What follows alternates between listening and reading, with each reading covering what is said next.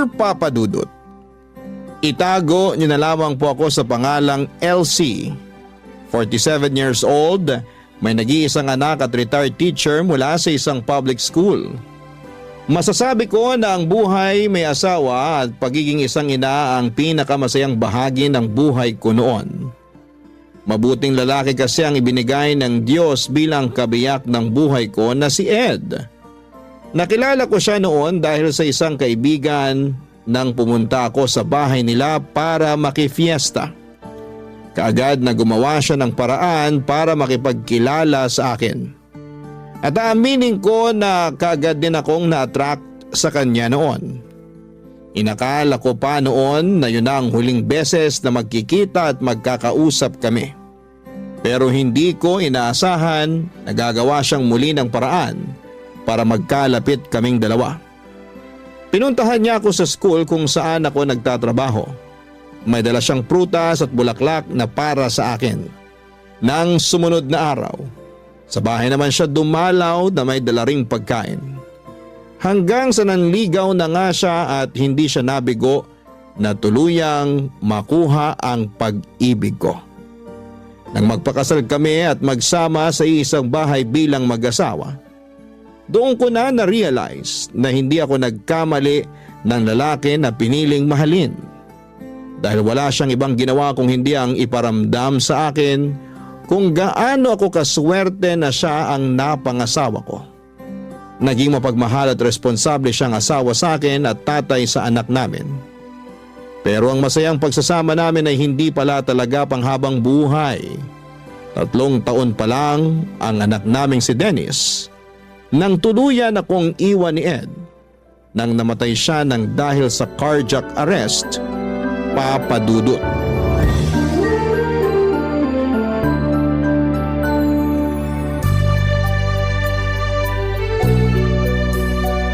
Ay, grabe.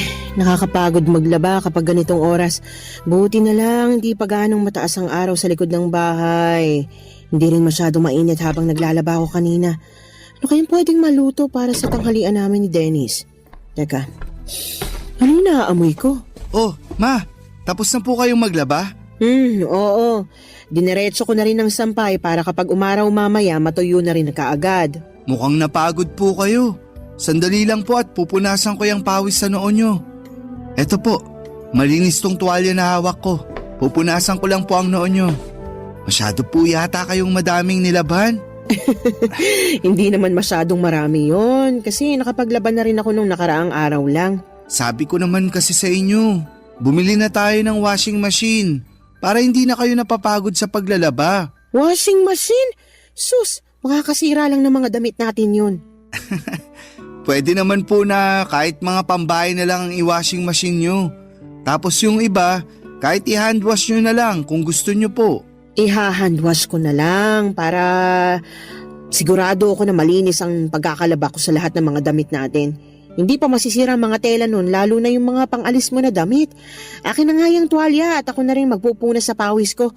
Balikan mo na yung niluluto mo at baka masunog pa yun. Ay, sige po Ma. Papatayin ko na rin yung apoy sa kalan. Kasi luto na rin naman po yung karne ng manok doon. Maupo na rin po kayo kasi nakapaghain na rin po ako ng para sa tanghalian natin. Sige, at medyo gutom na rin ako. Ano palang niluto mo na ulam? Ang paborito nyo pong binakol, Ma. Ay, kaya naman pala amoy pa lang. Mukhang napakasarap na ng niluto mo kasi paborito ko. Sana nga po magustuhan nyo. Alam nyo naman po na hindi talaga ako madalas magluto. Nagulat nga ako nang may maamoy akong ulam mula sa kusina. Yung pala nagluluto ka na ng pananghalian natin. Nung makita ko kasi po kayong naglalaba kanina, naghanap na po ako ng pwedeng iluto sa ref natin. Sakto naman po ang mga ingredients na nakita ko para sa binakol na manok. Sana talaga pumasa sa inyo ang lasa ng niluto ko na yan. Eto, titikman ko na nang malaman natin kung lasang binakol ba yung niluto mo o baka mamaya lasang afritada o adobong manok pala ito. Ma, wala naman pong sarsayan na kagaya ng sa adobo o apritadang manok. Biro lang naman. Eto, titikman ko na talaga, ha? Masarap tong sinigang na manok mo, ah. Ma, Binakol po yan at hindi sinigang. Pero seryoso na anak, masarap tong niluto mong binakol na manok. Talaga po, Ma? Walang halong biro? Walang halong biro. Pwede ka na ngang mag-asawa sa sobrang sarap nitong niluto mo. Asawa agad, Ma? Hindi ba pwedeng girlfriend muna? Bakit, meron na ba? Nako, mukhang meron na nga. Kung meron man, ipapakilala ko po kaagad sa inyo. Saka, wag po kayong mag-alala. Hindi ko naman po pinapabayaan ang pag-aaral ko. Alam ko naman yon. Napakatalino mo kaya. Siyempre, kanino pa ba naman ako magmamana kung hindi sa paboritong mama ko? Para namang may iba ka pang mama ha. Kumain na nga tayo habang mainit pa tong masarap na binakol na niluto mo. Papa Dudut, simple lang naman ang naging buhay ng pamilya namin noong nabubuhay pa ang asawa ko. Sa construction site, nagtatrabaho si Ed bilang foreman at ako naman ay nagpatuloy sa pagtuturo ko sa school. Nang ipinagbuntis ko si Dennis, naging masela ng kalagayan ko. Kaya kinailangan ko nang mag-resign. Gusto ko na rin sanang bumalik sa pagtatrabaho noong nakapanganak ako, pero nakiusap si Ed na mag-focus na lamang daw sana ako sa pag-aalaga ng anak namin. Pinagbigyan ko naman siya kasi nangako siya. Nagagawin niya ang lahat para hindi kami mahirapan sa mga gastusin. Tinupad ni Ed ang pangako niya na yon. Kaya madalas siyang mag-overtime para madagdagan ang kinikita niya sa trabaho. At alam niyo, sa totoo lang, may bahagi ng sarili ko ang hanggang ngayon nagigilty pa rin dahil pakiramdam ko. Masyado kong iniasa lahat ng responsibilidad sa asawa ko. At yun ang naging dahilan para maaga niya kaming iwanan ng anak ko. Pero mula nang mawala siya ay nangako ako na gagawin ko ang lahat para maibigay ang lahat ng pangangailangan ng anak ko. Magpapakananay at tatay ako para sa nag-iisang anak namin ng asawa ko. Sinuklian naman ni Dennis ang lahat ng pagsusumikap ko para maitaguyod ang buhay namin. Naging napakabuti niyang anak sa akin. Nag-aral siya ng mabuti hanggang college hanggang sa napapansin ko noon na napapadalas na medyo ginagabi ng uwi ang anak ko, Papa Dudut.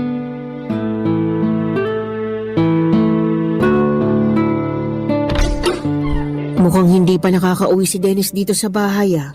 Mabuksan na nga ang ilaw dito sa sala at nang makaupo muna ako sa sofa.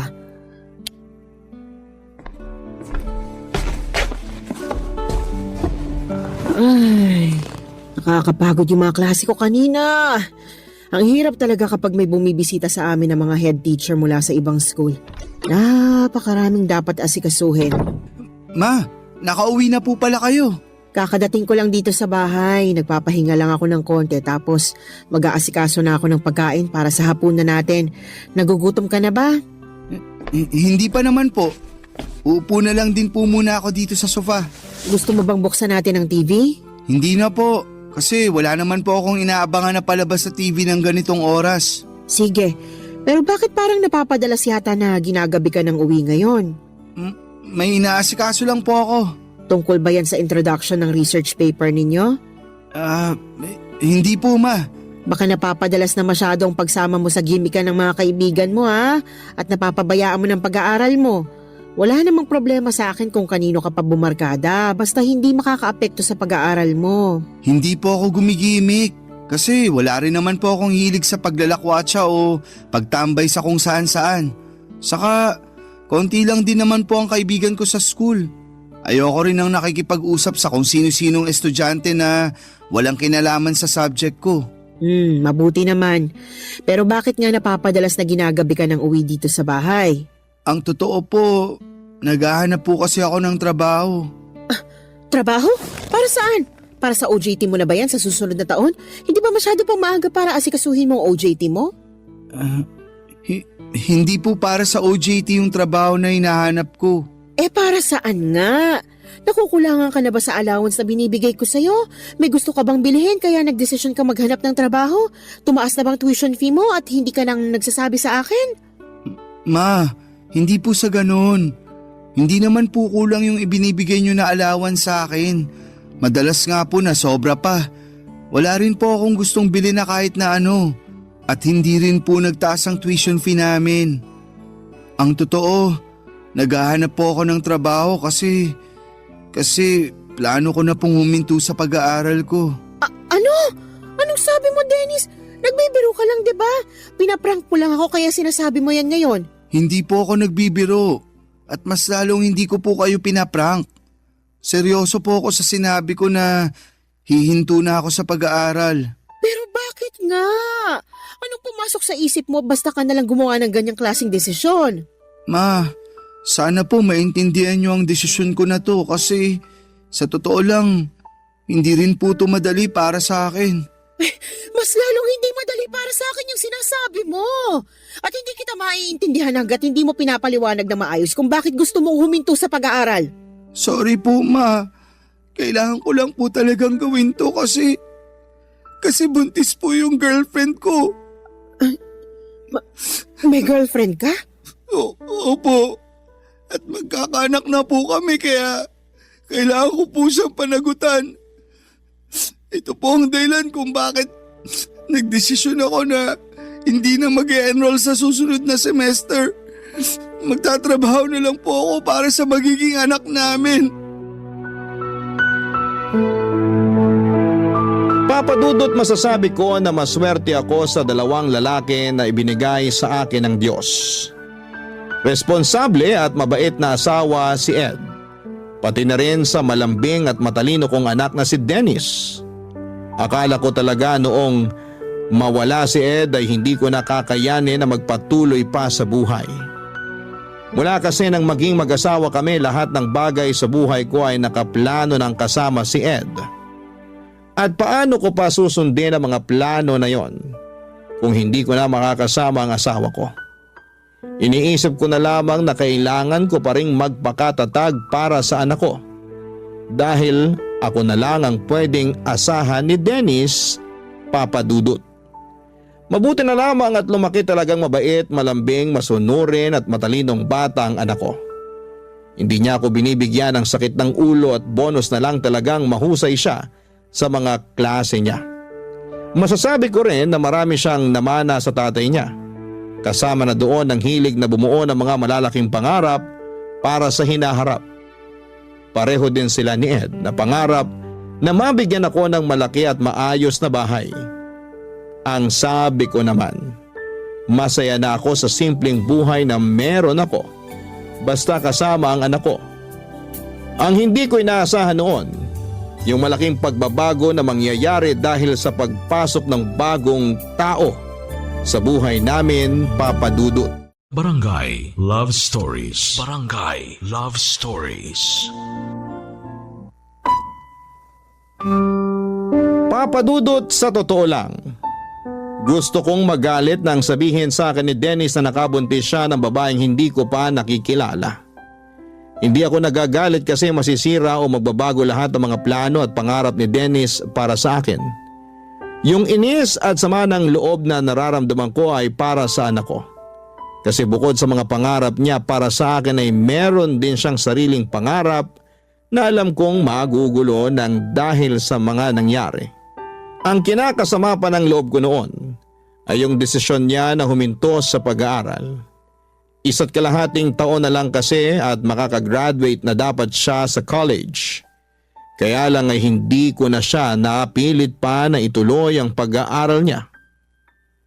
Kahit sinabi ko na handa akong tulungan siya sa lahat ng gastusin sa college at sa magiging anak niya.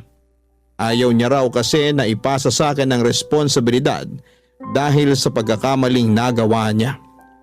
Sinabi ko naman sa kanya na hindi isang pagkakamali ang makabuntis ng babae. Sadyang naging mapusok lamang sila at hindi nakalimutan na maging responsable sa mga desisyon na ginagawa nila noon, Papa Dudut.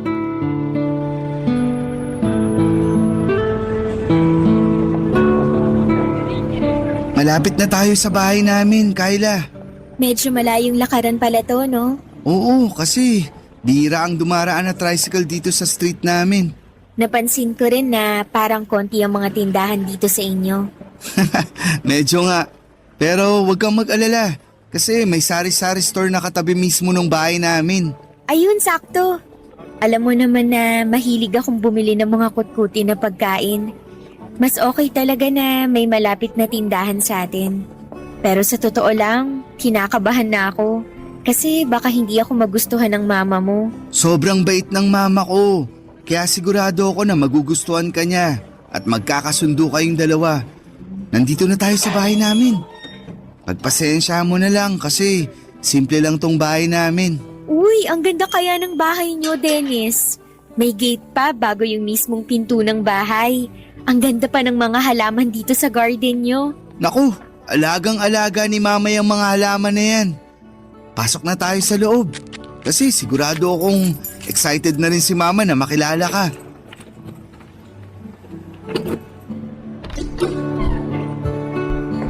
Ma, nandito na po kami ni Kyla.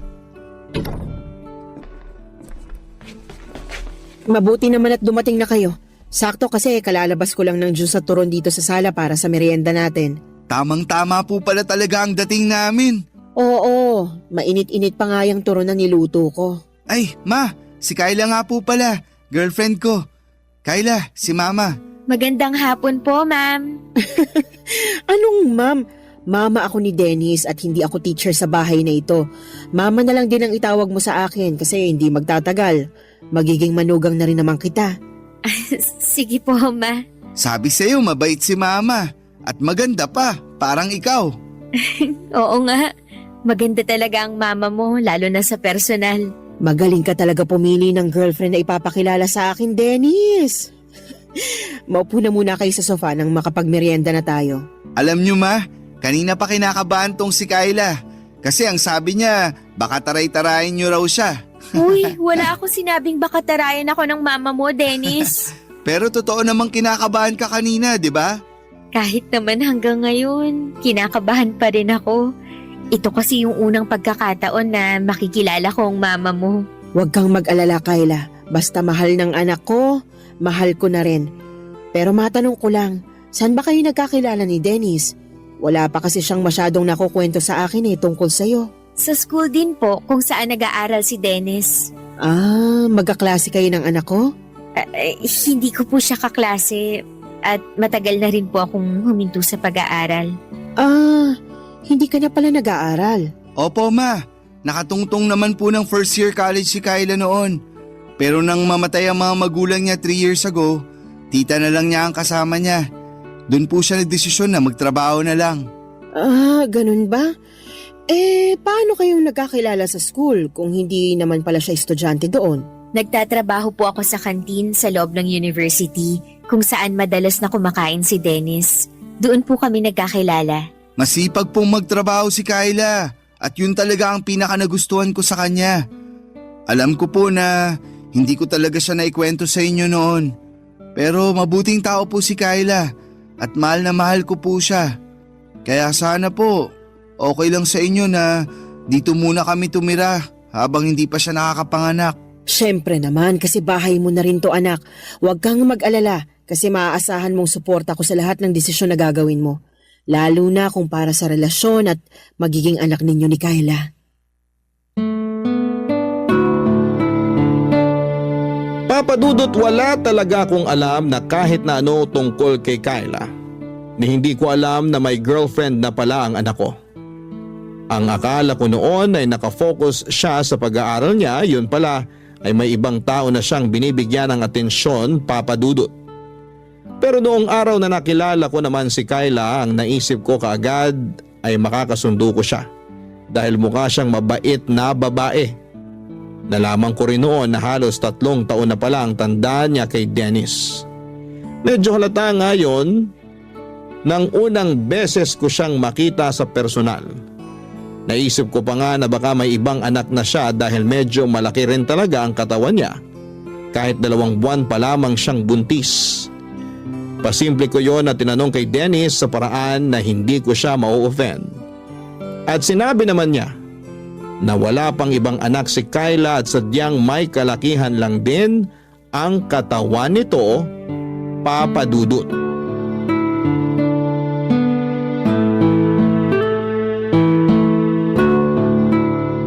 Ma, gagabihin po pala ako ng uwi mamaya. Huwag niyo na po akong hintayin ni Kyla na magapunan. Ipagtatabi na lang kita ng ulam para mabilis kong mainit pag uwi mo dito sa bahay. Bakit pala gagabihin ka ng uwi? Kulang po kasi kami ng waiter sa restaurant kaya kailangan namin magdagdag ng oras sa duty namin. Naku, sayang naman kasi bala ko pa namang magluto ng paborito mong igado na ulam para sa hapunan. Talaga? Ipagluluto mo ako ng paborito ko? Oo, kaya nga plano kong sumama mamalengke mamaya kay mama eh. Pwede mo pa rin namang iluto yung paborito ko, Kyla. Hindi na nga lang tayo sabay na makakapaghapunan kasi ayoko mapuyat ka sa paghihintay sa akin. O sige, pero siguraduhin mo na kakainin mo yung iluluto kong ulam ha? Kahit sunog pa yung luto mo, kakainin at uubusin ko lahat yan. Grabe ka naman. Hindi pa naman ako nakapagluto ng sunog na ulam nung nagtatrabaho pa ako sa kantin. Joke lang naman yun. Ikaw naman oh, akala ko naman nakatikim ka na ng sunog na luto ng girlfriend mo.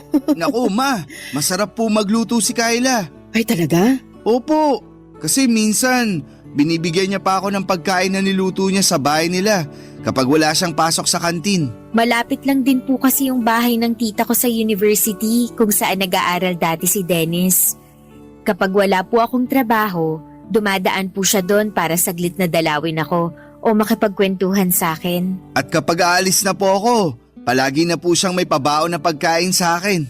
Kaya pala may mga oras noon na maaga kang umaalis ng bahay natin. Akala ko may inaasikaso ka lang na para sa mga klase mo eh. Opo ma, pero never ko naman pong pinabayaan ang pag-aaral ko kahit nanliligaw pa lang ako nun kay Kyla. At kahit po boyfriend ko na si Dennis, palagi ko rin pong pinapaalala sa kanya na mag-focus sa pag-aaral niya. May isang beses lang po talaga na naging mapusok kami. Sorry po ma. Nako, huwag nyo nang isipin yon kasi hindi na natin mababago yung mga nagawa nyo noon at yung mga nangyari noon. Mas mahalaga ngayon na mag-focus tayo sa present, lalo na sa future na para sa baby ninyo. Tama po kayo. Kaya magsisipag talaga ako sa trabaho para sa pamilya na to. Teka, kailangan ko na nga rin po palang umalis kasi baka malate pa ako. O sige, mag-iingat ka anak. Opo ma, lalabas na rin po ako ng bahay. Bye po. Bye Kyla. Bye, mag-iingat ka.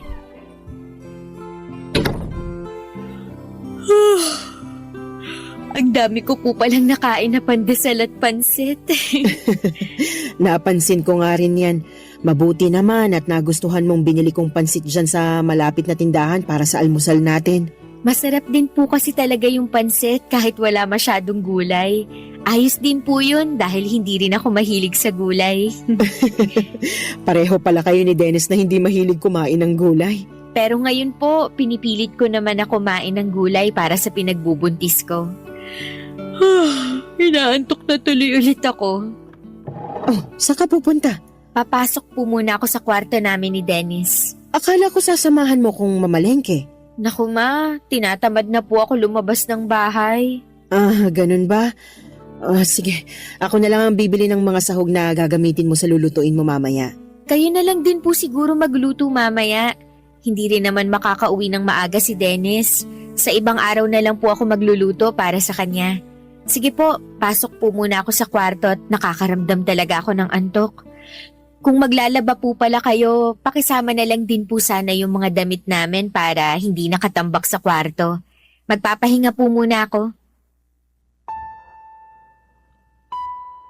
Papa Dudut, nagkamali pala ako sa naging first impression ko kay Kyla.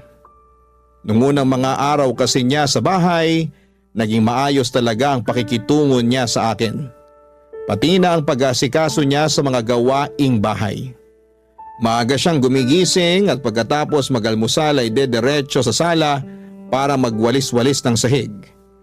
Kasunod ang pagpupuna sa mga bintana, nagluluto rin siya ng para sa hapunan namin at siya ang nag-aasikaso ng pinagkainan namin sa almusal.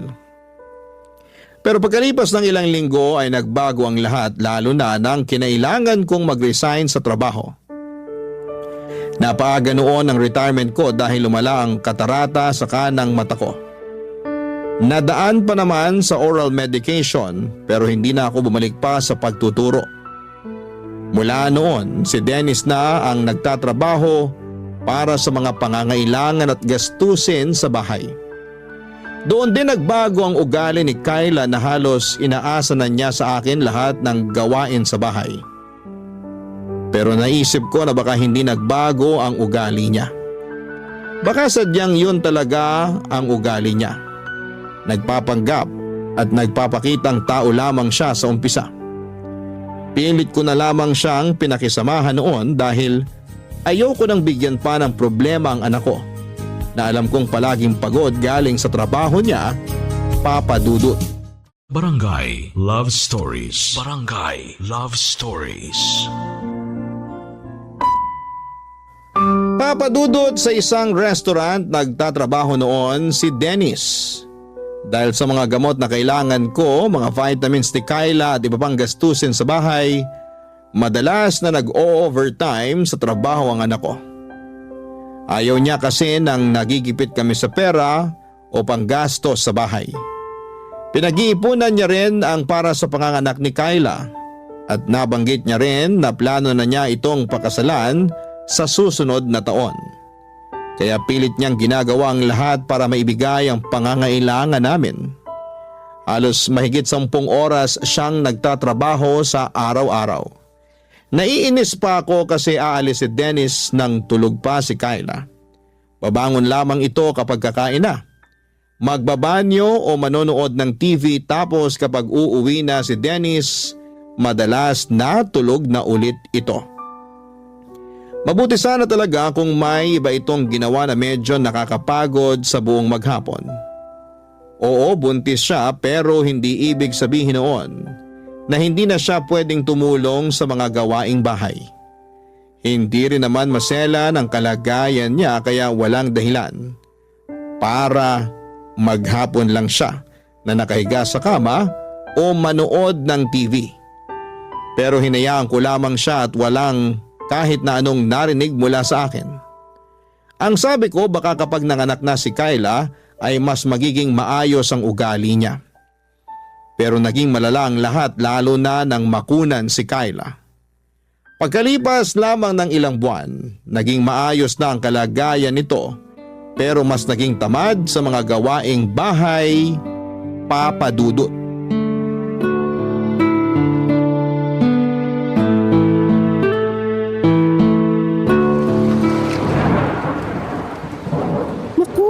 Lakas ng ulan sa labas ng bintana kung kailan naman patapos na ako dito sa niluluto ko.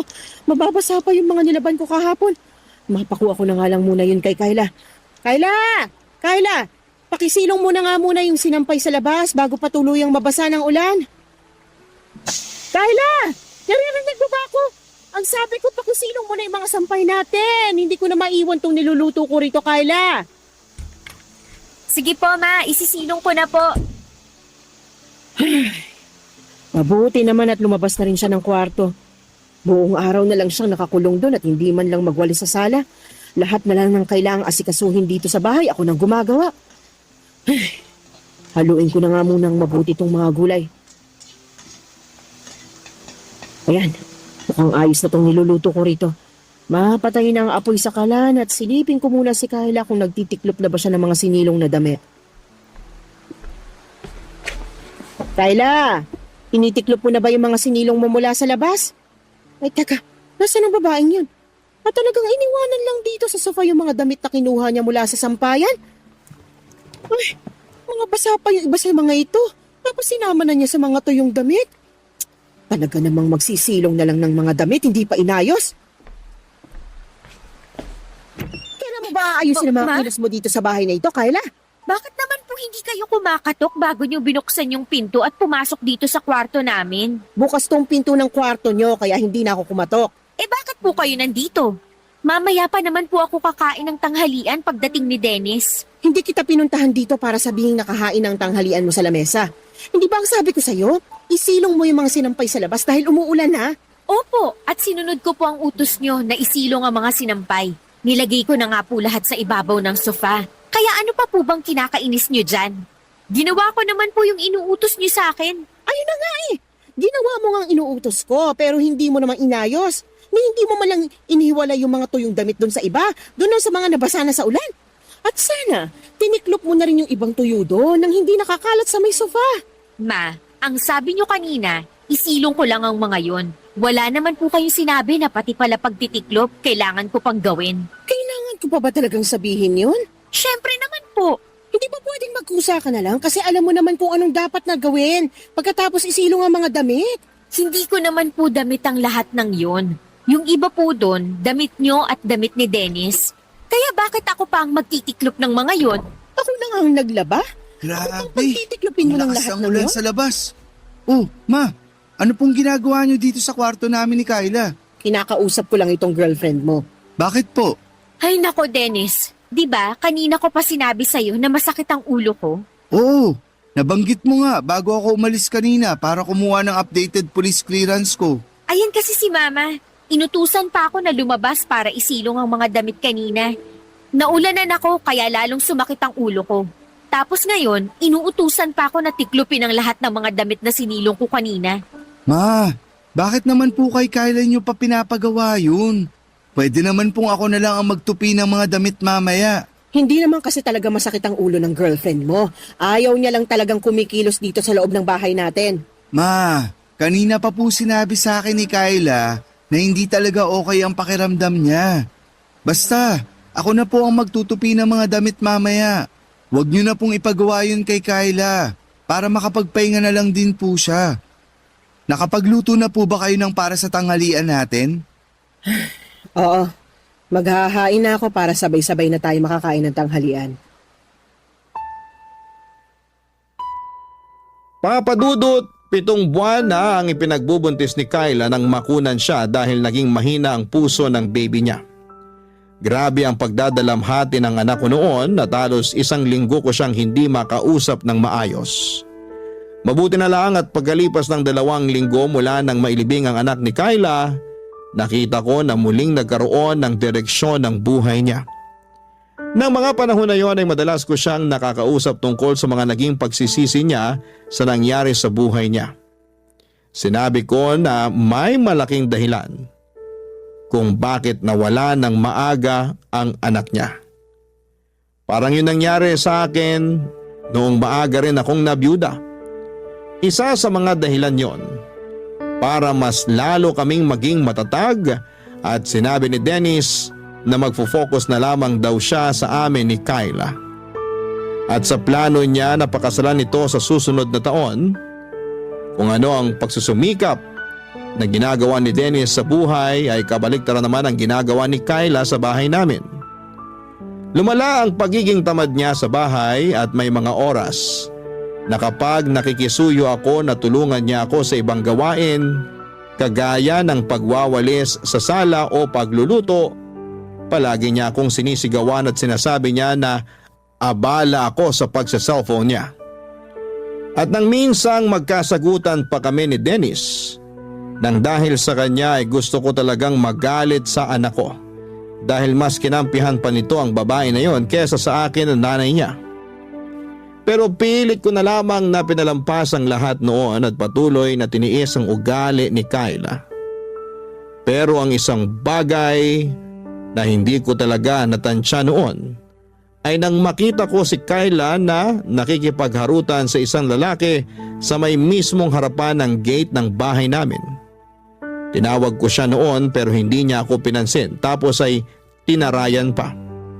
Hindi ako nakatiis pa kaya naman nilapitan ko sila, pinalis ko yung lalaki at pilit na pinapasok si Kyla sa loob ng bahay papadudot.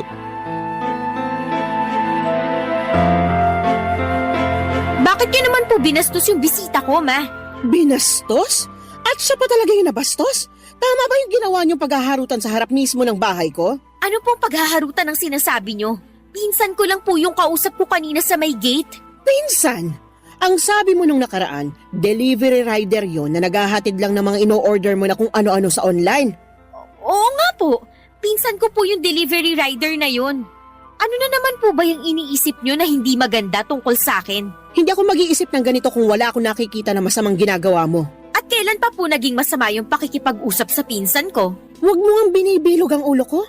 Hindi lang kayo nag-uusap ng lalaki na yon. Nakita ko na hinahawakan niya ang kamay mo at hinalikan ka pa niya sa pisngi mo. Ang laswa nyo naman pong mag-isip, ma. Ang hirap po sa inyo. Lahat na lang ng ginagawa ko dito sa bahay na to, mali sa paningin nyo. Kailan ka ba gumawa ng tama? Ultimo pag-aasikaso ng mga kailangan gawin dito sa bahay, hindi mo naman ginagawa ng tama. Magpapalaba ka na nga lang ng mga damit mo, hindi mo pa ilagay sa tamang lalagyan. Pati na nga ang mga pinagkainan mo, basta mo na lang iniiwan sa lababo. Kita nyo na? Napakarami nyo naman pong issue sa akin. Kanina, yung pakikipag-usap ko sa labas ng bahay. Ngayon naman, pati ang bawat kilos ko dito sa loob ng bahay nyo, sinisita nyo na. Alam nyo, mabuti pa, magpahinga na lang ako sa kwarto namin ni Dennis. Sumasakit na naman po kasi ang ulo ko dahil sa ingay nyo. Sandali lang, Kyla. Hindi pa ko tayo nga! tapos mag-usap. Bitawan nyo nga ang braso ko. Huwag mo kasi akong talikuran dahil nag-uusap pa tayo. Pwede po bang hayaan nyo na lang akong pumasok sa kwarto namin? Tapos ano? Magkukulong ka na naman dyan buong araw? At lalabas ka na lang kapag kakain na? Kung may issue po kayo sa akin, si Dennis na lang po ang kausapin nyo. Papasok na po ako sa kwarto kasi ayoko na po makipagtalo sa inyo. Sabi nang hindi pa tayo tapos Nasasaktan mag-usap. na po ako. Bitiwan nyo nga po yung braso ko. Ano pong nangyayari dito? Nasa pinto pa lang ako. Naririnig ko na po ang mga sigawan nyo. Mabuti naman at umuwi ka na. Si mama kasi, kanina pa ako sinisigawan. Tapos ang higpit pa ng hawak niya sa braso ko. Tingnan mo oh. Halos magmarka na ang kamay niya sa balat ko. Ma, bakit nyo naman po sinisigawan at sinasaktan si Kyla? Hindi ko siya sinisigawan at mas lalong hindi ko siya sinasaktan. Gusto ko na kasing magpahinga, pero ayaw niya pa akong papasukin sa kwarto natin. Ano ba talagang nangyayari dito? Yung girlfriend mo kasi, nakita ko nakikipagharutan sa ibang lalaki dyan sa labas ng bahay natin. Doon pa talaga sa may gate natin. Kyla, ano tong sinasabi ni Mama? Hindi naman totoo yon. Hindi totoo? Kahit nakita ko na hinawakan niya ang kamay mo at hinalikan ka niya sa pisngi mo? Pinsan ko nga lang po kasi yon na binibigyan niyo ng mali siya. Kung nabibilog mo ang ulo ng anak ko, huwag mo ko igaya sa kanya. Hindi mo ko maloloko, Kyla. Pwede po bang tigilan niyo na nga po yung kakaisip ng kung ano-ano tungkol sa akin? Alam ko naman kasi talaga na ayaw niyo sa akin kaya gusto niyo akong siraan sa anak niyo. Hindi kita sinisiraan sa kanya. Nagsasabi lang ako ng totoo. Nagsasabi lang din po ako ng totoo. Sadyang marumi lang po ang isip niyo kaya kung ano-ano na lang yung lumalabas sa bibig niyo. At ako pa talaga ngayon ang madumi mag-isip? Sino pa po ba? Kayo lang naman po yung walang tigil sa pagbabantay sa bawat galaw ko dito sa bahay na to. Teka, wag na nga kayong magsigawan ni Mama, Kyla. Hindi naman kasi ako nag-umpisa nito. Yang mama mo.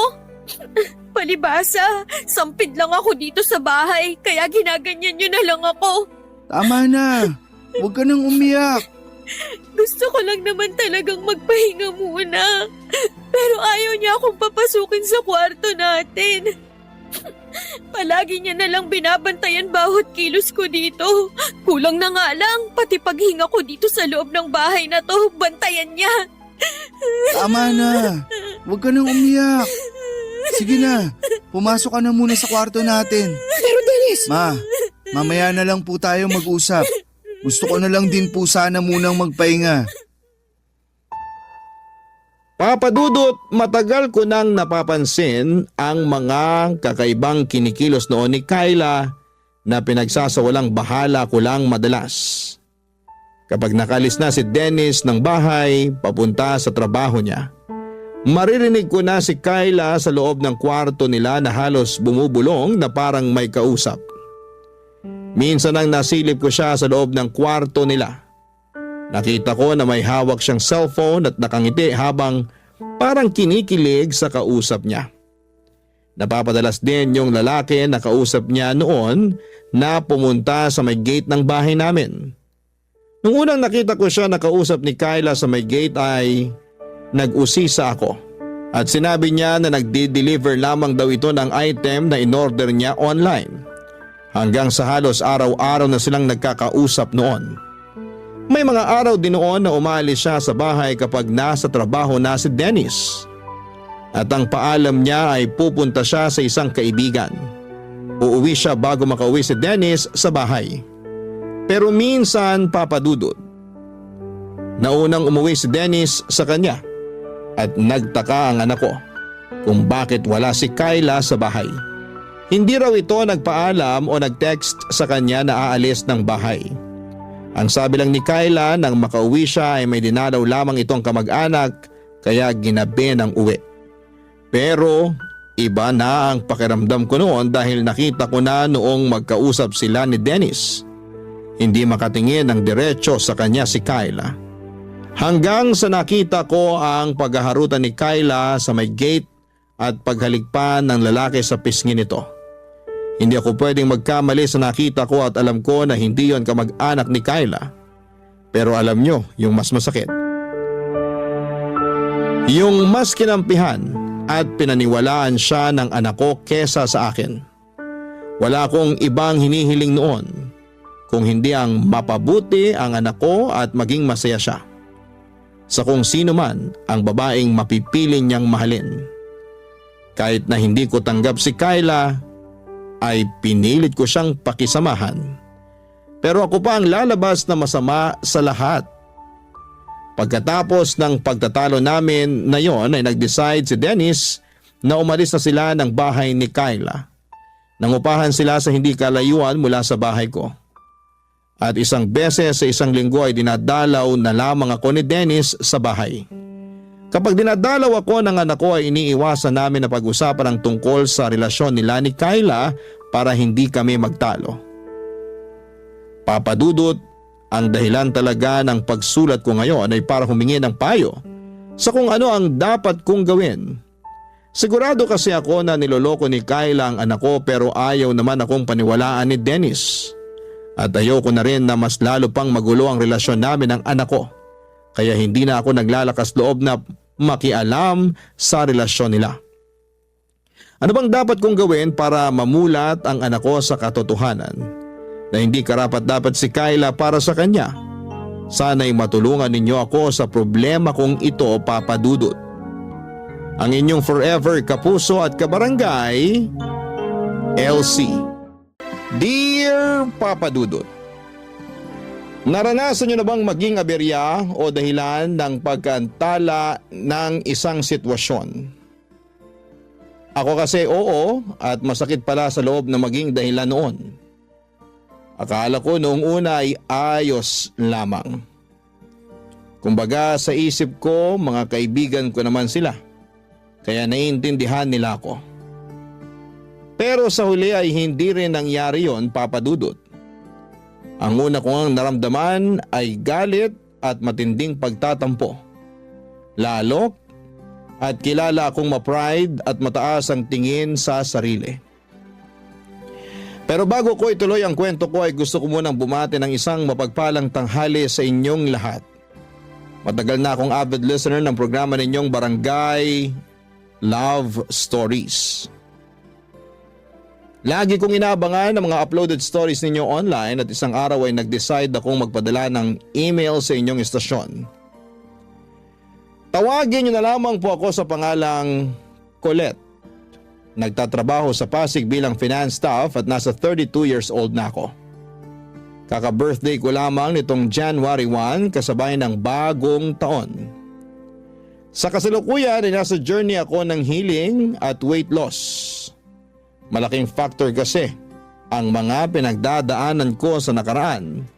Kaya lumobo ang timbang ko at pumalo ng lagpas na sa 100 kilo sa edad ko pa lamang na 30 years old.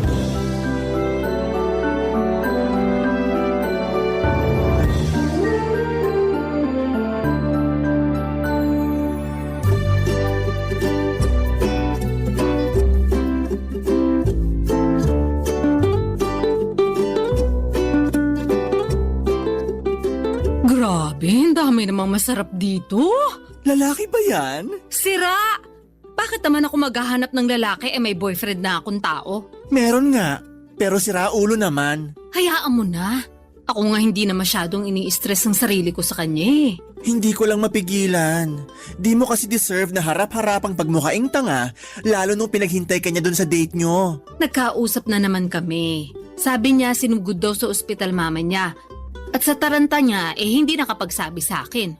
Ay, ganun ba? Oo, kaya wag ka namang gigil dun sa tao. Kumusta na raw ba mama niya? Okay naman, nakalabas na sa ospital. Inatake lang ng high blood kakakain ng maalat at matabang pagkain. Nag-birthday kasi yung ate niyang umuwi from US, kaya naghanda sila ng bongga. Sayang nga eh. Hindi ako naimbitahan kasi may seminar kami nun sa office. Nakita ko pa naman sa pictures na in-upload nila sa Facebook yung mga handa nila. Ay! May lechong baboy, crispy pata, inihaw na manok at liempo, at iba't ibang klase ng ulam. May masarsa, may masabaw, meron din pansit, spaghetti carbonara. Tapos yung mga paborito kong dessert na mango float at coffee jelly. Hala siya. O bakit? Nakakatakam naman talaga yung mga yun eh. Bigla tuloy ako nagutom. Nando na tayo. Pero papaalala ko lang sa'yo, nakakakain lang natin ng lunch. Ay talaga? Oo, da. 1 oras pa nga lang nakakalipas. Dami ko rin nakain ha. Sarap kasi ng bulalo na niluto mo eh. Thank you. Pero hindi ako makapaniwalang 1 oras pa lang ang lumipas. Akala ko kasi 3 oras na. Grabe namang mga dragon mo na yan sa tiyan. Seryoso nga. Nagugutom na nga ulit ako, kaya eto. Naghahanap na ako ng ma-order online. Totoo? Oo, ito. Tingnan mo. Tingnan mo. Ano kayo masarap kainin? Hala si auntie. Bakit ba? Nagugutom nga yung tao eh. Hindi naman kita pinagbabawalang kumain. Kung gusto mo, go ka lang. Pero ang akin lang maghinay-hinay ka. Hindi mo nga ako pinagbabawalan. Pero pinakikialaman mo naman ako. Kakawalang gana tuloy kumain. Wow ha? Ikaw? Mawawala ng gana sa pagkain? Pwede ba hindi mo ako may eme? Tigilan mo ako, Colette. Kilalang kilala mo na talaga ako. Aba syempre, para na tayong magkapatid. Kaya nga bilang nakakatanda mong ate, pinagsasabihan kitang ayus-ayusin mo yung pagkain mo. Lalo na yung mga kinakain mo. Pansin ko kasi marami ka na namang instant noodles sa cabinet. Tapos puro processed food yung nasa freezer mo. Marami ka rin soft drinks at junk food. Nag-grocery ka ba? Oo, kahapon lang. Lumagpas nga ako sa budget ko kasi marami akong kinuwang hindi naman kasama sa listahan ko. Nakaka-tempt naman kasi. Pero okay lang naman. Wala rin naman pagkain na nasasayang sa akin. Kaya pala nagulat ako. Kasi 5 tao yung supply mo kahit mag-isa ka lang dito sa apartment mo. Baka nakakalimutan mo. Pumupunta ka rin dito at pinagluluto kita katulad na lang nung kinain mong bulalo kaninang tanghalian. Oo, pero di katulad mo. Para lang akong pusa kumain. Kape-kape lang sa umaga, wala pang asukal. Tapos half rice lang sa tanghali at dasal na lang sa gabi.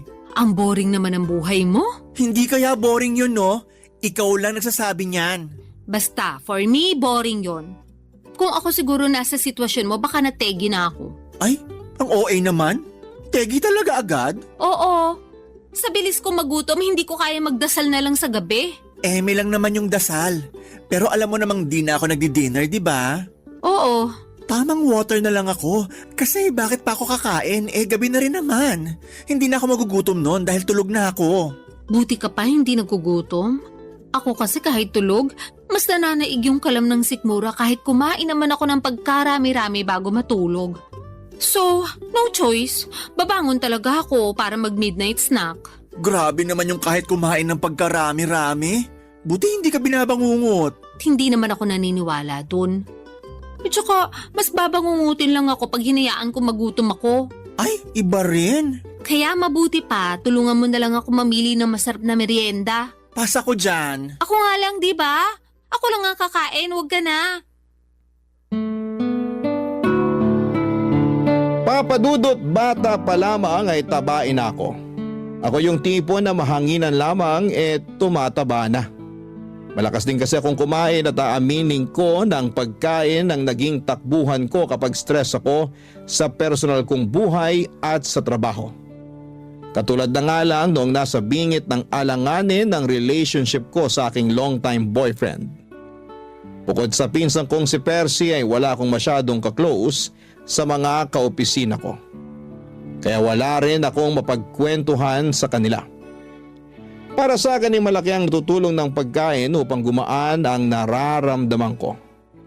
Nagsimula ang hilig ko sa pagkain at minsan ko pang binansagan ang sarili ko na certified foodie. Pangarap kong matikman ang lahat ng pagkain sa mundo. Meron akong obsession sa pagkain na nagsimula noong bata ako kung saan ay pribilehiyo sa akin ang makakain ng masarap lalo na at mahirap lamang kami. Maaga pang namatay ang nanay ko at nung nagkaroon ulit ng kinakasama ang tatay, nuknukan naman ang kadamutan sa pagkain ng madrasta kong yon. Sa kanya ko naranasang magutuman kaya ang ginagawa ko ay nagtatago ako ng pagkain at palihim na kinakain yon. Sa pagpapatuloy ng hindi maayos na relasyon ko sa aking boyfriend, itinanong ko sa pagkain ng lahat ng sama ng loob at hinanakit ko sa mga pagkukulang niya sa akin. Kaya nga makalipas lamang ng halos 2 linggo, nadagdagan ng 5 kilo ang timbang ko. Pumalo na ako noon sa 115 kilogram.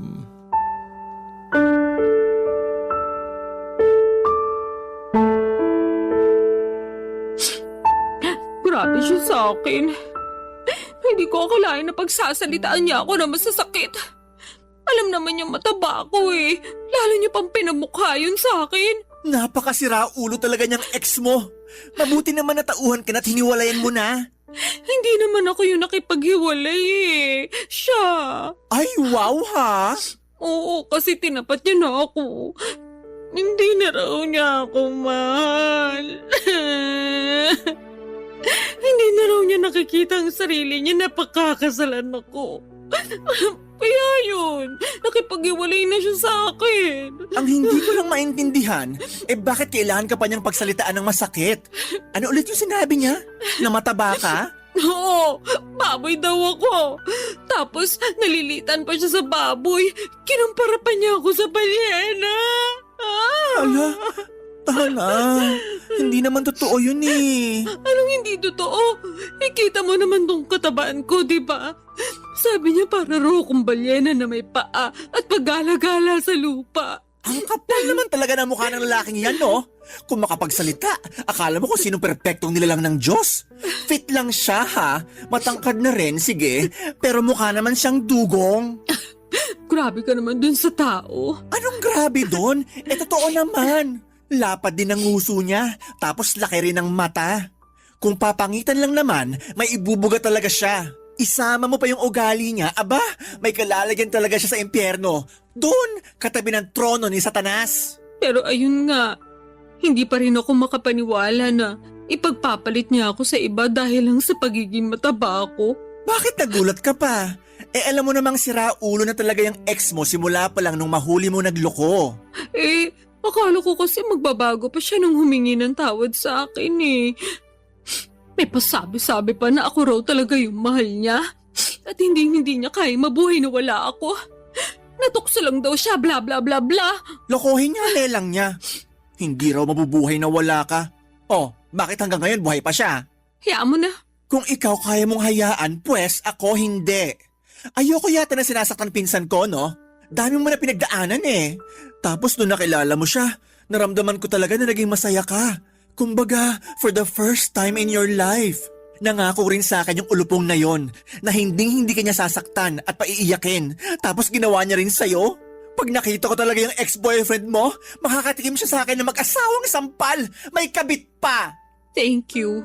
Pero kung ako sa'yo, hindi ko nahahayaang madungisan niya yung mga kamay ko. Hindi niya deserve ng atensyon mo. Kaya siguro iniisip niya na okay lang sa kanya yung ginawa niya sa'yo kasi di mo kayang patulan. Hindi naman ganyan pagkakakilala ko sa'yo ha. Palaban ka eh. Oo, pero napagod na lang ako. Naghabol na ako sa kanya nung nakipaghiwalay siya sa akin. Nagmakaawa ako pero pinamukha niya lang sa akin kung gaano ko kapangit at walang kwentang tao dahil sa pagiging mataba ko. So, tama na yun. Once is enough, ika nga. Once is enough din, masampal ko lang siya. Kapal na pagmumukha. Alam mo, ibang klase na rin mga tao ngayon, no? Anong ibig mong sabihin? Yun bang sila na nga yung nagloko, sila pa yung may ganang mga insulto ng tao. Hindi na lang lumisa ng mapayapa, papunta sa kabilang buhay. Dami pa sinasabi. Mema naman. Anong mema? Mema sabi, ganon. Kainis eh. Sa bagay, totoo rin naman. Pero, totoo rin naman na mataba ako. Na-stress nga ako lalo kasi nadagdagan pa ng 5 kilo yung timbang ko. Yun lang. Pero di naman totoo na wala ka ng kwenta dahil lang sa timbang mo. Sa bagay. Kaya nga mema lang yung ex mo. Ay, sipahin ko talaga yan eh. Ay nako, hindi ko talaga mapigilan magalit. Nakakairita. Tama na. Sige ka, baka sa sobrang galit mo dyan atakihin ka na lang bigla sa puso. Grabe ka naman sa atakihin sa puso. Kasi kita ko na yung mga ugat mo sa mata Ako'y natatakot para sa'yo. OA ka rin talaga eh. Mabuti pa, o-order na lang ako ng makakain natin. Ha? Gutom ka na naman? Oo, nakakapagod palang umiyak tapos sa maling tao pa. Kaya ayun, ginutom ako. Dahil dyan, kakain ako.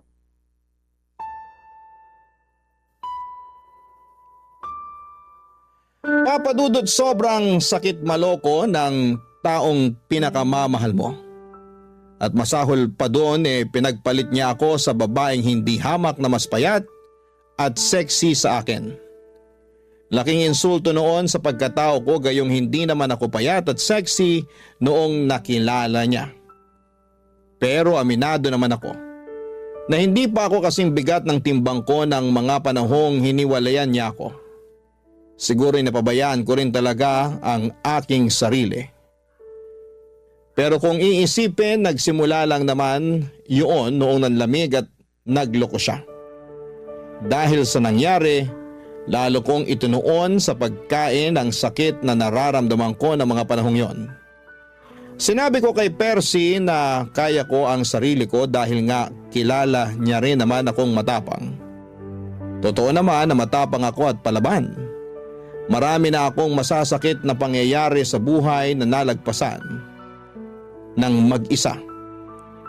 At malaki ang utang na loob ko sa pagkain dahil napapagaan ito ang buhay ko kahit na napapabigat naman ito ang aking timbang. Barangay Love Stories. Barangay Love Stories. Papadudot, sinabi ko sa sarili ko na hindi na ako magmamakaawa sa ex-boyfriend ko na balikan niya ako.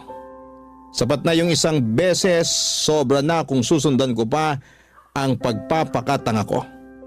Napakaraming lalaki sa mundo at hindi lang naman siya ang huling lalaki na makikilala ko at dahil nga punong-puno ako ng tiwala at kumpiyansa sa sarili na wala akong dapat baguhin sa pagkatao ko dahil ex ko naman ang nagloko.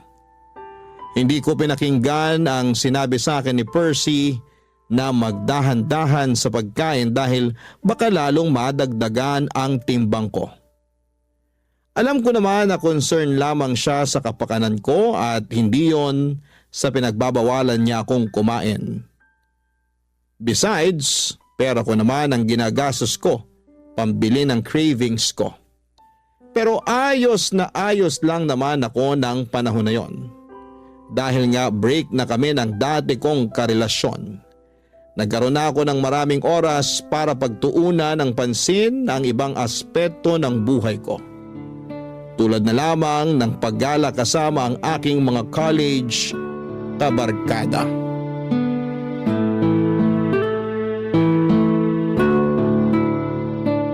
Eto, pasalubong ko sa'yo. Wow, keychain! Thank you! Madadagdagan na naman ang koleksyon ko. Ref magnet nga sana kaya lang wala naman dun sa hinintuan namin. Tapos hindi na ako nakapamili ng design kasi hindi na ako bumaba sa sasakyan. Nagpabili na lang ako sa isa naming kaibigan. Hayaan mo, sa susunod, ref magnet na ang ibibigay ko sa'yo. Okay na yon. Thank you ulit. Welcome! So, ano pa? Anong ano pa? Pasalubong ko? May dala ko dun pagkain, kainin mo. Ayoko, busog pa ako. Tsaka di naman yun yung tinatanong ko eh. Ano nga uli yun? Nakalimutan ko na kasi. Di ba nagpapakwento ko sa'yo bago mo inabot sa akin tong pasalubong mong keychain? Ay oo, kaya lang, nasa na nga ba tayo sa pinag-uusapan natin? Ay nako, nasa 30 ka pa lang pero ulyanin ka na. Sabihin mo na lang kaya, kaysa inaano mo pa ako. Inaano ka dyan? Wala akong ginagawa sa'yo no? Ay, bahala ka na nga dyan. Eme lang, ikaw naman, di ka na mabiro? Kilala mo ko, hindi talaga ako mabibiro. Kaya sabihin mo na lang sa akin kung ano yung tinanong mo bago ko ibigay sa iyo yung keychain. Oo na, kamahalan. Pero ayun nga, Tinatanong ko kung ano pang ginawa niyo ng mga barkada niyo dun sa resort. Sabi mo lang kasi maganda. Tapos nag-swimming kayo. Yun lang? Eh di ba beach resort yun? Tas alam ko maraming bar dun. Di kayo lumabas? Ha, oo. Tama ka naman na beach resort yon at maraming bar. Pero sila lang yung lumabas, hindi ako sumama. Ay bakit? Hindi naman ako umiinom eh. Ngek, di mo naman kailangan uminom ng hard drinks. Meron naman mga ladies drinks doon. Kung ayaw mo pa rin, sana nag-juice ka na lang for the sake of party-party. Pagod ako noon, kaya nagpaiwan na lang ako sa tinuluyan namin. At saan ka naman napagod? Saan pa ba? E di sa biyahe. Tsaka after ng dinner na yun, nakapag-swimming na kami nung hapon hanggang gabi nung nagkayayaan sila. Kaya nga dapat mas lalo mong sinulit yung stay nyo doon. Di ka ba nakikinig? Pagod na nga ako. Ayoko na maglakad. Feeling ko hindi ko na kayang humakbang that time. Ay, ang OA talaga? O hindi OA yun na. Sinasabi ko sa'yo, pagod ako. Oo na. OA, kaya natulog ka na lang pag alis nila. Actually, pag alis nila, nagpunta ako sa malapit na restaurant para kumain. Grabe, ang sarap pala ng pagkain nila doon. Medyo pricey nga lang pero sulit na sulit. 10 out of 10, babalikan! Wow! Wala nang energy para sumama sa mga kaibigan, pero may energy pumunta sa malapit na restaurant at kumain. Ano namang masama doon? Kumain lang naman ako. Naubos ko rin kaya yung order ko. Wala akong sinayang na pagkain, no? Hindi ka naman talaga marunong magsayang ng pagkain. Ay oo naman. Marami kayang nagugutom ngayon at yung magutuman ang pinaka-iyokong pakiramdam sa mundo. Alam ko naman yon, kaya sige, move on na tayo. Hindi ako makakapag-move on sa sarap ng mga in-order kong pagkain. Parang ang naiwan pa sa dila ko until now. Nalalasahan ko pa. Baka naman di ka lang nag-toothbrush ha? Napakabaliw mo talaga. Eme lang. Oh, ano pa? Anong ano pa? Kinabukasan, ano pang ginawa nyo? Wala naman. Swimming lang ulit pero sa beach na kami nun. Wow, nakakamiss din mag-beach. Sakto lang. Kasi nilamig na ako agad kaya umahon na ako. Tapos nag-sunbathing ako since tirik naman yung araw. Then may dumaan na naglalako ng ice cream na avocado flavor. Ayun, napabili tuloy ako. Wow, ibang klase. Nilamig, tapos nag-ice cream. Oo, alam mo namang paborito ko yung avocado, di ba? So, hindi ko matanggihan. Nakaapat na apa nga ako. Uy, buti hindi sumamatchan mo. Hindi naman. Bakit? Grabe naman yung apat. Tiba-tiba si Manong sa'yo for sure. Hayaan mo na. Basta ako nag-enjoy sa ice cream ko. Parang wala ka namang ibang ginawa doon kundi kumain. Actually, tama ka. Kumain lang ako ng kumain. Ang susarap kasi ng mga pagkain doon. Tsaka naisip ko, hindi naman kami lagi nandun Kaya dapat sulitin ko na. Papadudot, masaya talaga ako na makasama sa out of town at beach trip namin ng mga college friends ko. Matagal na rin kasi nila akong niyayaya kaya lang ay nasa circle namin yung guy na palaging pinagseselosa ng ex-boyfriend ko noon. Nakwento ko kasi sa kanya na naging crush ako noong kaibigan kong yon pero hindi ko naman ito tipo. Binasted ko pa nga noong nagtapat saktong graduation namin. At matagal na yon, bago pa kami nagkakilala ng ex ko. Pero patuloy pa rin niyang pinagseselosan yon hanggang sa pinag-awayan na namin ang pagsama ko sa mga gala ng barkada ko. Hindi nagtagal ay nagka-jowa rin naman ang kaibigan namin yon at nauna pa ngang kinasal sa amin. Pero patuloy pa rin siyang pinagseselosan ng boyfriend ko kaya ako na mismo ang umiwas sa mga yaya ng barkada ko. Nagtampo pa nga sila sa akin pero pinaliwanag ko naman ang panig ko, papadudot. Sa huli, nauunawaan naman nila at narespeto ang kahilingan ko. At dahil nga wala naman akong kaklose sa mga kaopisina ko ay hindi rin ako nakakagala o nakakalabas. Masasabi ko na malaking bagay sa healing journey ko ang mga travel namin. Pangarap ko rin kasing makarating sa iba't ibang panig ng Pilipinas, lalo na at kumikita na ako ng pera at wala pa naman akong sariling pamilya. Kaso aminado ako, na sa tuwing gumagala kami mabilis akong mapagod at hapuin. Kahit nga ilang minutong paglalakad hinihingal na ako. Kaya mas gusto ko na lamang na magstay sa hotel at kumain. Bagay na sa tingin ko ay unti-unting kinainisan sa akin ng mga barkada ko. Kaya nga kinuwento ko yon kay Percy at ang solusyon niya ay simulan ko na raw ang Oplan Balik Alindog program. Bilang unang hakbang ay nag-enroll ako sa gym kung saan ay matagal na siyang miyembro, Papa Dudut.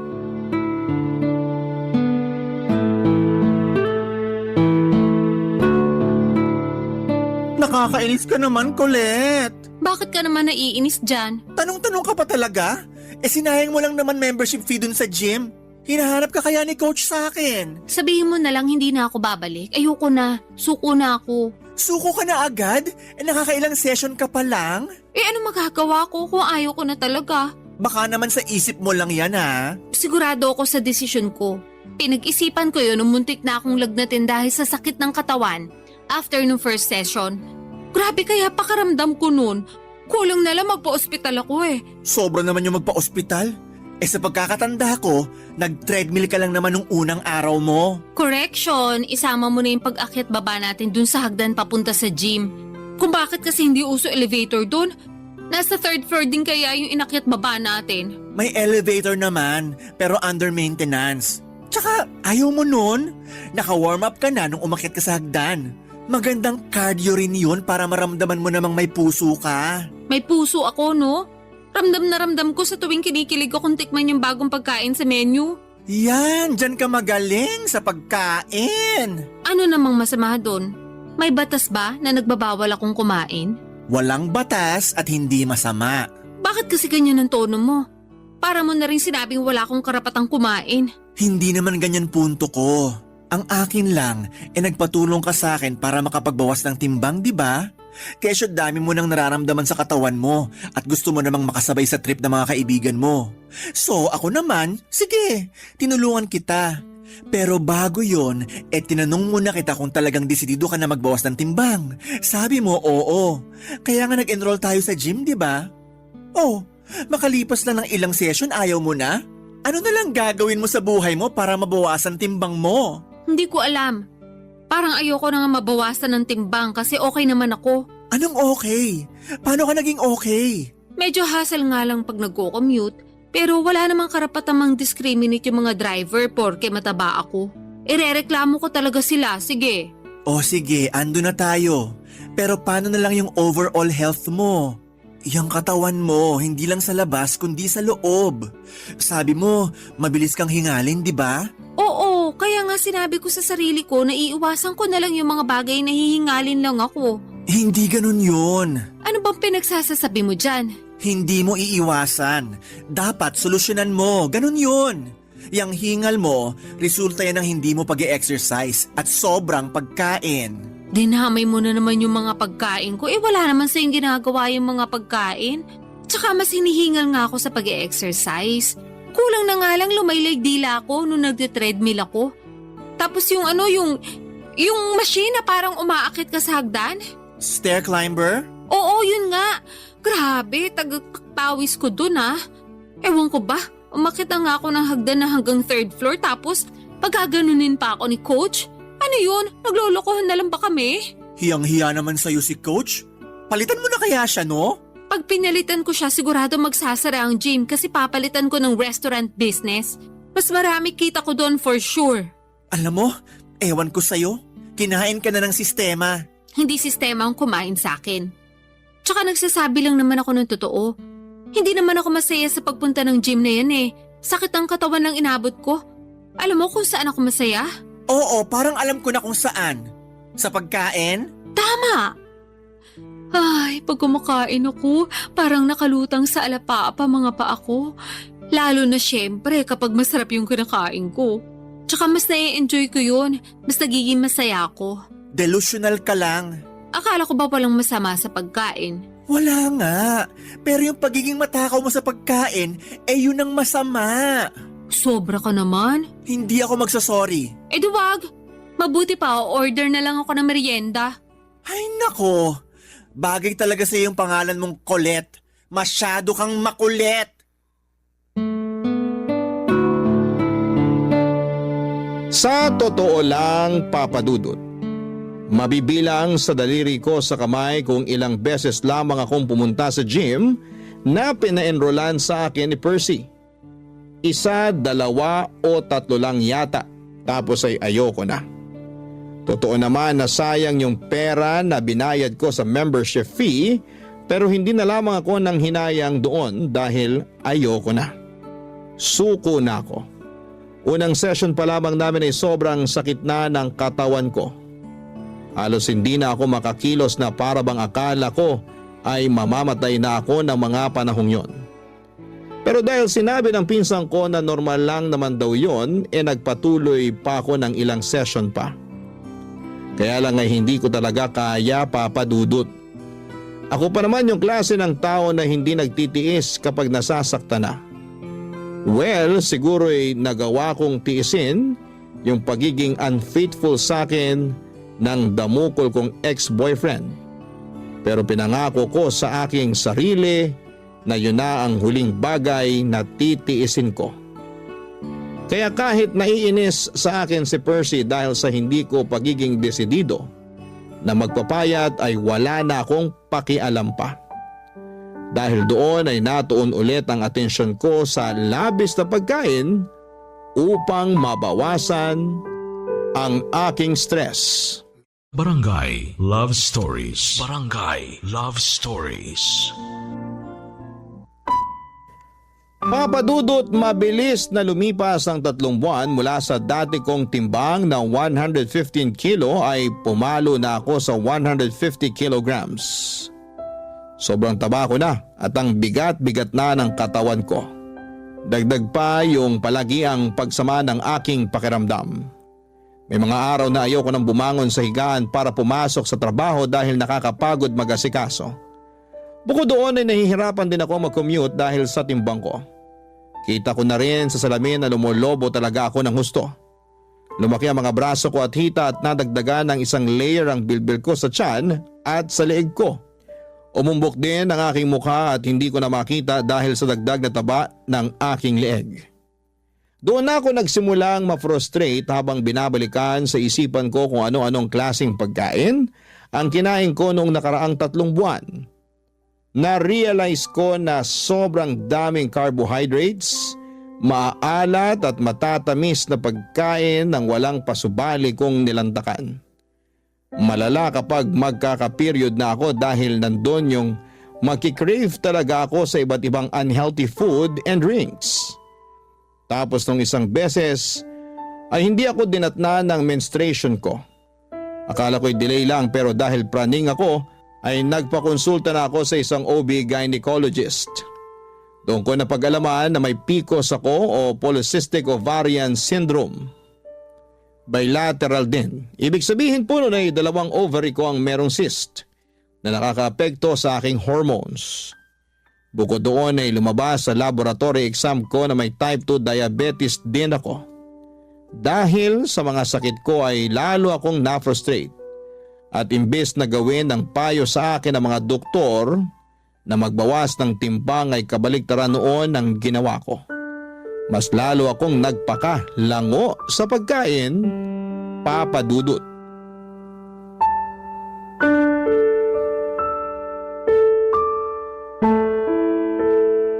Bakit ang daming balat ng chichirya at bote ng mga soft drinks sa sahig mo? Pati dun sa kusina, meron ka pang iniinit na ewan ko kung ano sa microwave. Ano ba yun, ha? Ah, yun ba? Tirang spaghetti yun. Ilang araw na sa ref ko kaya ininit ko na. Yun lang trip kong kainin ngayon eh. Pwede bang makisuyo? Pakikuha pagtapos ng initin. Hirap na kasi akong tumayo eh. Akala ko ba wala kang ganang kumain dahil may sakit ka? Kaya nga ako pumunta rito sa apartment mo kahit na naiinis pa rin ako sa'yo. Thank you. Pero naisip ko ayoko magpatalo sa sakit ko. Kaya kakain pa rin ako. Kinain mo rin ba yung lahat-lahat ng mga chichirya na yan?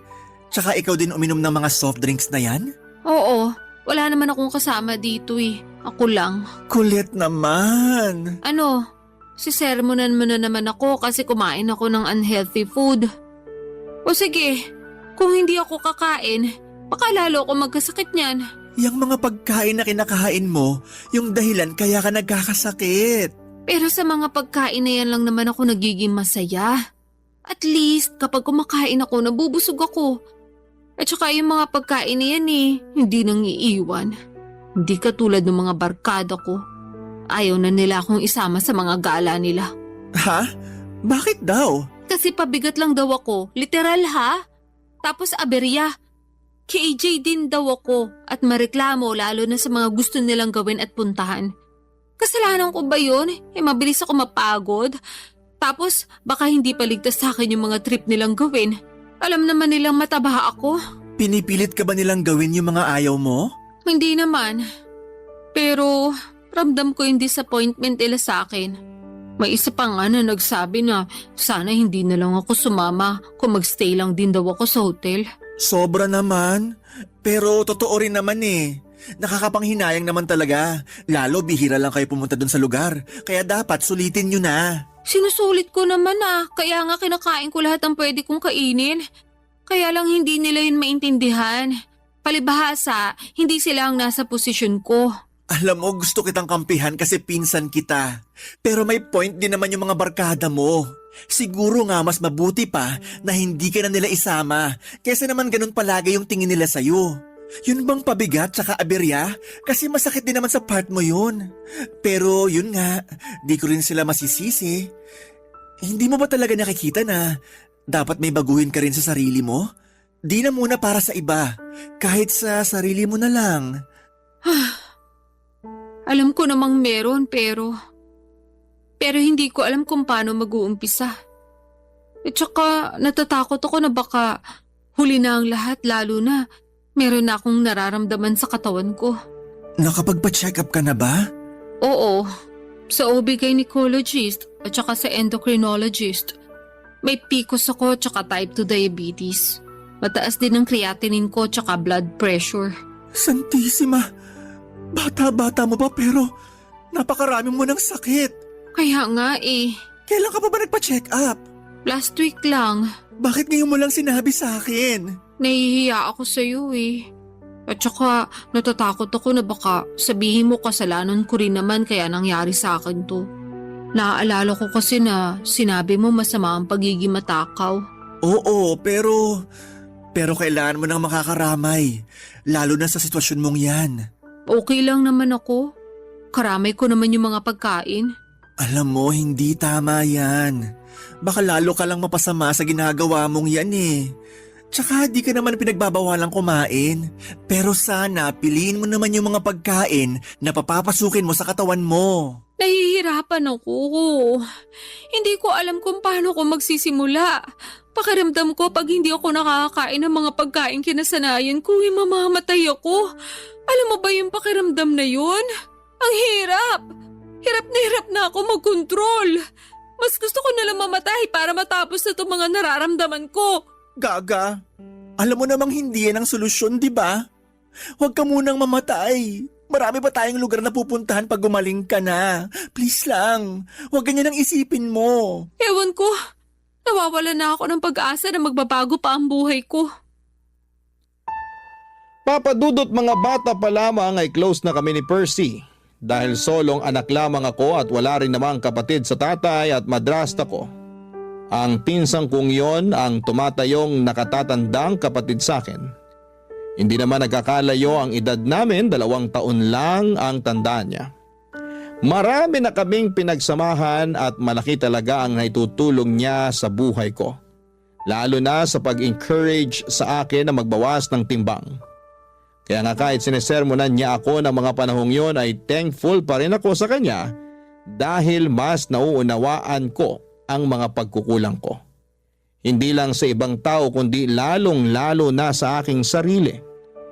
Matapos ang pag-uusap namin yon ni Percy ay nagbalik tanaw ako sa aking nakaraan. Bumalik ako sa mga panahong nagsimula akong magkaroon ng unhealthy relationship sa pagkain. Alam ko kasi na walang kasalanan na mga kinakain ko sa kondisyon ko dahil ako mismo ang nawala ng kontrol.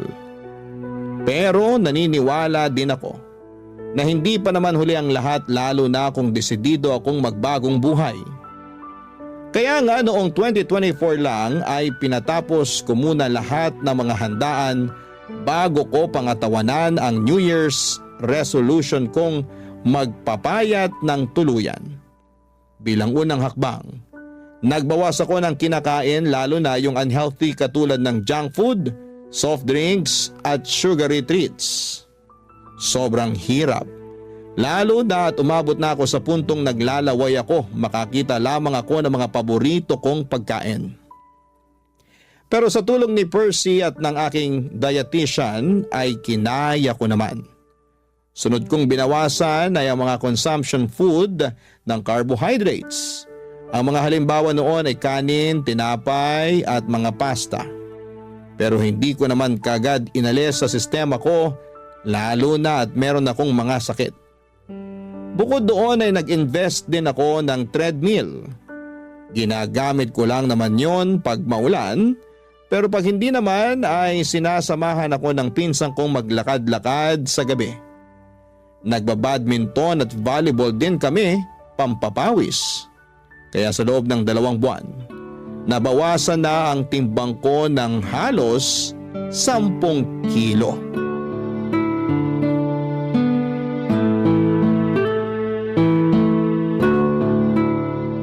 Ang intense nung double match natin dun sa 2 foreigner. Oo nga, parang professional. Ayun, talo tuloy tayo. Hayaan mo na, at least mga gwapo naman sila. Kota mga mata ko sa silay. Sa bagay, ako rin naman. Gusto ko yung kumukorte talaga yung mga abs sa damit kasi pawis na pawis. Ay, sinabi mo pa. Pero speaking of pawis, grabe pawis ko dun sa laro natin Tagaktak! Ako nga hingal na hingal eh. Kulang na lang lumaylay dila ako sa court para pa akong hahapuin ng wala sa oras. Pero wala naman akong hika Mabuti naman, kinabahan ako sa'yo eh. Nahalata ako nga sa reaksyon ng mukha mo, kaya sinabi ko. Santissima, maawa naman sa'yo. Dami mo nang nararamdaman, wag na sana dumagdag pa yan. Hindi naman siguro. At saka alam mo ba pakiramdam ko, unti-unti nang gumagaling ang katawan ko. Talaga? Oo. Di ba nabawasan na ako ng timbang? 10 kilo rin yon. Kaya nga alam ko na mataba pa rin ako, pero malaking bagay na rin sa akin yung 10 kilong yun, no? Oo naman. Hindi mo yun ma-achieve kung hindi mo piniling tulungan ang sarili mo. Baka nga imbis na makapagbawas ka ng ganun madagdagan pa ng 10 kilo yung timbang mo kung nagpatuloy ka lang sa pagkain. Kaya nga nangihinaya lang ako kasi ngayon ko lang na-realize ang importansya ng pangangalaga sa kalusugan sa pamamagitan ng pagkain ng tama. Nahihiya ako sa sarili ko dahil hinayaan kong tumaba ako ng ganito. Nawalan ako ng kontrol sa pagkain kasi akala ko yun lang yung kakampi ko sa lahat ng mga problema ko sa buhay. Ay, sa totoo lang, nahihirapan pa rin akong disiplinahin ang sarili ko. May mga araw na okay lang, magaan, na itatawid yung araw, pero meron na mabigat talaga. Paanong mabigat? Yung bang hindi ko mapigilang umiyak kasi nabitin ako sa pagkain na kinain ko. Na gusto ko pang kumain ng marami, pero alam kong hindi naman pwede. Nararamdaman ko yun lalo kapag magkakaroon na ako. Alam mo na, hirap maging babae. Nakaka-relate ako dyan. O bakit? May matres ka rin? Charot lang. Pero gusto ko lang din sabihin na proud ako sa'yo. Talaga? Kahit na mabagal yung progress ko? Hindi naman mabagal progress mo. Alalahanin mong nasa 2 buwan ka pa lang. Tsaka, oo, proud ako sa'yo. Kasi sinubukan mo mag-diet para sa kapakanan mo. Hindi lang para sumeksi ka, kundi para gumaling ka na rin. Naniniwala ako, pagkain din na makakatulong sa'yo para bumuti pakiramdam mo. Pero syempre, yung tamang pagkain ang tinutukoy ko Tapos samahan mo pa ng exercise at inumin yung mga gamot na reseta sa'yo. Palong-palo ka na. Totoo rin naman. Nang pinagpapawisan kasi ako at nakapagbawas ng timbang gumaan talaga ang pakiramdam ko as in. Pakiramdam ko nga ibang tao na ako. Gumanda rin yung skin ko at saka mahimbing na rin yung tulog ko. Umayos din yung tingin ko sa buhay. Kung dati madalas ako mawala ng pag-asa, ngayon alam kong may magandang bukas na naghihintay sa akin pag nagpatuloy at nagtiyaga ako sa ginagawa ko. Ganyan nga. Kaya proud talaga ako sa iyo eh. Alam ko na hindi madali pero kinakaya mo. Grabe, bilib na bilib ako sa iyo. Pinagmamalaki kita. Thank you. Pero kung tutuusin, hindi ko naman to magagawa kundi dahil sa'yo. Ikaw yung nandyan para tumulong sa akin kahit na maraming beses ako naging pasaway. Siyempre, parang kapatid na turing ko sa iyo. Mahal kita kahit anong una pasaway ka. Pero mas mahal kita ngayon dahil minamahal mo na ang sarili mo. Salamat ulit. Walang anuman. O basta ha, nandito lang ako para sumuporta sa iyo. Sasamahan kita sa paggaling mo. Kalmahan mo lang din kasi yung pagtaba nga inaabot ng ilang taon, pagpayat pa kaya. Yan din kasi yung pangunahing rason ng karamihan kaya sila nadadapa sa pagbabawas ng timbang. Yun bang minamadali nilang resulta? Wala namang buto na pag tinanim mo ngayon, tutubo na bukas. Sipag, tiyaga, disiplina at consistency ang kailangan para ma-achieve mo yung mabuti at magandang resulta para sa sarili mo. Papadudot malayo pa pero malayo na rin naman ako. Sa kasalukuyan ay nasa 95 kilograms na lamang ako. Patuloy ang mga bagay na ginagawa ko para mabawasan ang timbang ko. Pero hindi lang ako doon nakafocus dahil ang pangunahing dahilan ko talaga ay gumaling ako. Maraming mabubuting bagay ang dulot ng pagbaba ng timbang sa akin. Mas naging aktibo na rin po ako sa iba't ibang bagay at sports. Hindi na rin ako madalas hapuin at higit sa lahat ay natutuhan kong kumain ng tama at masustansya na naaayon sa kailangan ng aking katawan. Hindi ko pa na-achieve ang goal weight ko pero hindi ako susuko lalo na ngayon na mas mahal ko na ang aking sarili. Sabi nga nila kapag maayos ang tingin mo sa iyong sarili ay naapektuhan noon hindi lang ang iyong pananaw, kundi maging ang relasyon mo sa mga bagay at tao na nasa paligid mo. Bilang nasa paglalakbay pa ako ng paggaling at pagbabawas ng timbang, sinama ko na rin po sa bucket list ko ang makapag-counseling upang ipakonsulta ang mga karanasan ko na naging dahilan para maging obsessed ako sa pagkain. Yun din kasi ang sabi ng dietitian ko. Sadyang ako lang yung hindi pa handa ng mga panahong yon. Maraming salamat po Papa Dudut, sakaling mapili po ninyong i-area ang sulat ko sa programang Barangay Love Stories.